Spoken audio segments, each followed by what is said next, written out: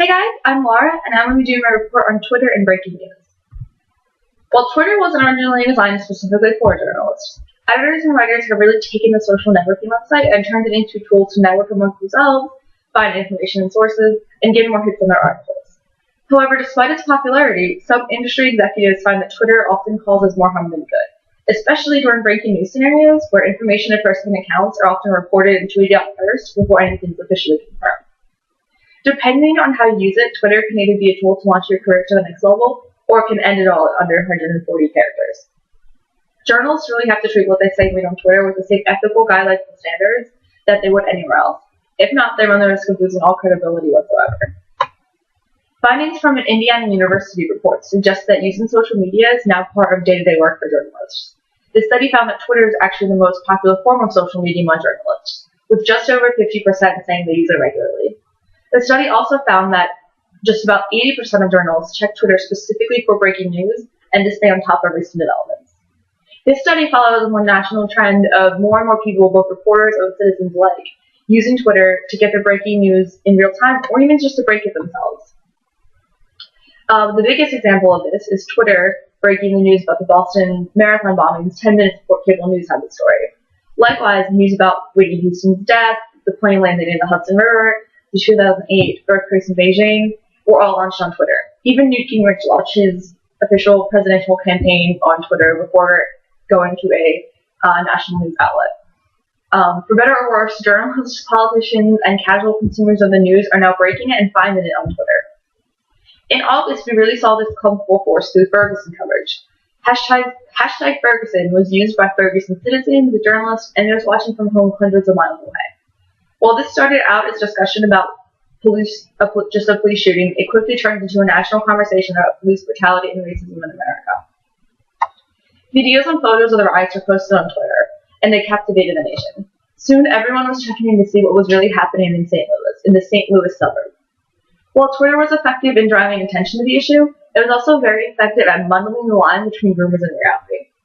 An article in the New York Times described hashtag Ferguson as a Twitter loop, where people were drawn into the topic, but then dropped into a seemingly endless blur of truth, rumor, and opinion that all seemed to muddle together as one.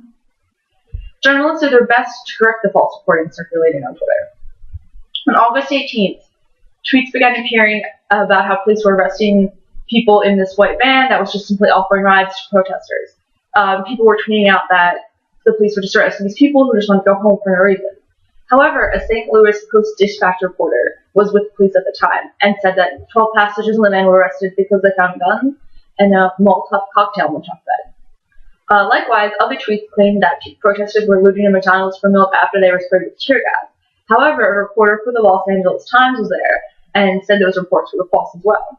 The reporter found that the windows to the McDonald's were already broken earlier by families trying to hide from the tear gas, and the store employees handed them the milk. No looting was actually done in this instance. Anthony DeRosa, editor-in-chief of the mobile news app Circa, compared this kind of Twitter breaking news atmosphere to a police scanner. He said, "It's good for monitoring all the noise that is happening, and there are elements of truth in there, but you have to do a lot of work to authenticate what's real and what's not. I actually tend to take a step back during breaking news events now. I've learned my lesson over time."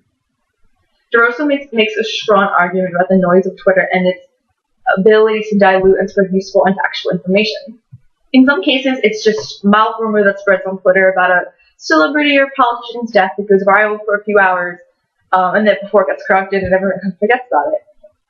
In more extreme cases, it can actually ruin people's lives. In the wake of the Boston bombing, police asked citizens to help them identify the suspects. Reddit users identified the suspect as Sunil Tripathi, a student who vanished weeks ago. The news spread like crazy all over Reddit and other social networking websites, Twitter included. Hours later, after everyone was already seeking Tripathi, NBC News confirmed police were actually searching for the brothers with no relation to the student whatsoever. But it was already too late. Tripathi's reputation was broken and his family and friends were destroyed by the news. His sister told The Independent that, quote, "Someone will tweet and retweet and completely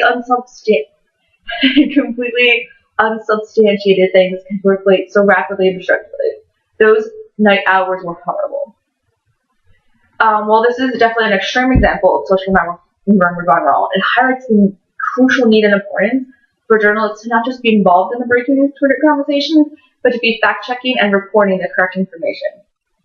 It's obvious now that Twitter is such a vital, important tool for journalists to be using in the 24-hour news cycle. But it needs to be treated with the same weight and seriousness as network news articles are. Some people can very easily forgive journalists for retweeting or misleading false information, but imagine if Walter Cronkite had told the nation that President Kennedy died hours before he actually passed away, or if Edward R. Murrow only reported different rumors he heard were happening in London instead of the actual facts. Their credibility would have been destroyed, and careers probably would have ended as well. Just because the information is spreading on Twitter as opposed to TV, radio, or print doesn't mean it shouldn't have the same ethical standards attached to it. The American Press Institute reported that almost 70% of Americans get their news online, making it crucial that reporters only publish and tweeting facts. Journalism is entering a new digital age and era, and it's up to the current reporters and editors to make sure it's one of fact and